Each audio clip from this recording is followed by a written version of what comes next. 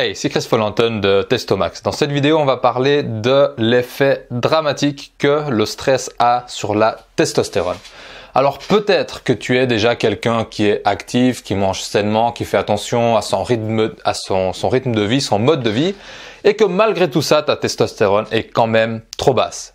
Eh bien, il se peut que ce soit ton stress, ton niveau de stress qui est régulièrement trop élevé et que donc ta testostérone s'envoie neutralisée, paralysée, affaiblie et qu'elle est diminuée.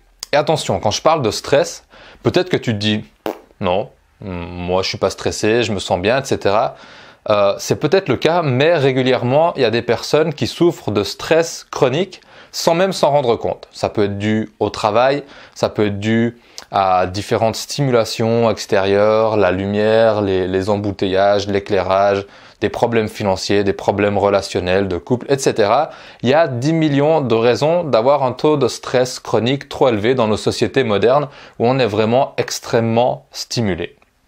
Et donc, si tu souffres de stress chronique, ton taux de testostérone est trop bas. Et dans cette vidéo, je vais t'expliquer pourquoi est-ce que le stress engendre un taux de testostérone trop bas et quelles sont quelques pistes que tu peux mettre en place pour commencer à augmenter ton niveau de testostérone en diminuant ton stress. Première chose à comprendre, c'est le fonctionnement du système nerveux autonome. Alors le système nerveux autonome, c'est la partie de ton système nerveux qui régule toutes les fonctions justement dites autonomes. Ça veut dire la digestion, partiellement la respiration, la libération d'hormones, etc. Toutes ces choses que tu ne contrôles pas consciemment, le battement de ton cœur par exemple, eh bien toutes ces choses sont contrôlées par ce qu'on appelle le système nerveux autonome.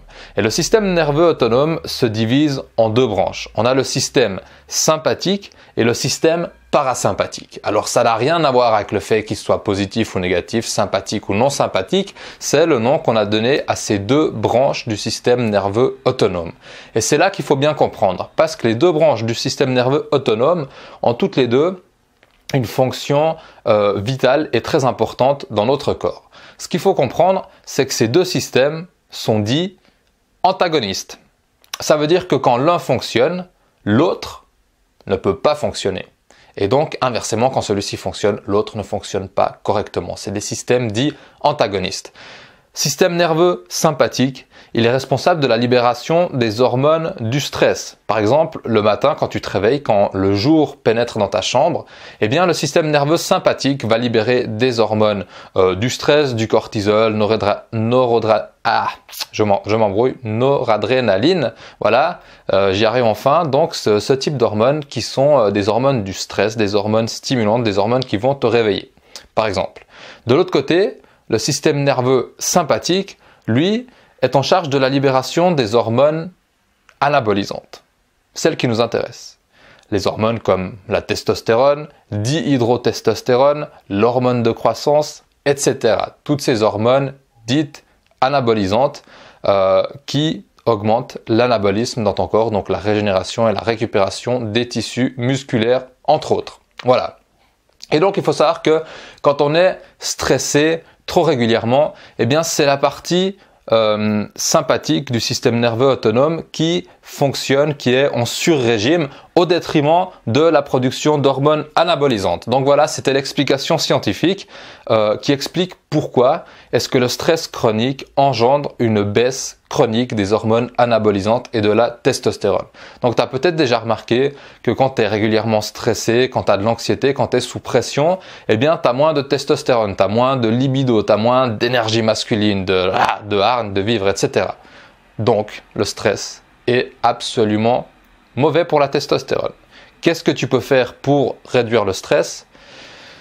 Il n'y a pas 10 milliards de solutions. Généralement, on dit que quand on est stressé, la première chose à faire, c'est de réduire la chose qui provoque le stress, donc le stresseur. Si tu as un boulot de merde, tu as un patron de merde, ben ça va être difficile d'enlever cette source de stress à moins que tu changes de travail, à moins que tu t'accordes plus de temps, etc., etc. Bon, il y a des solutions comme la méditation, mais les vraies solutions, généralement, c'est d'éliminer le problème à la racine. Je sais que c'est pas toujours facile, mais quand on peut le faire, par exemple dans des relations pourries, eh ben, pourquoi continuer des relations pourries si elles sont pourries et si elles sont source de stress? C'est quelque chose qu'on peut changer.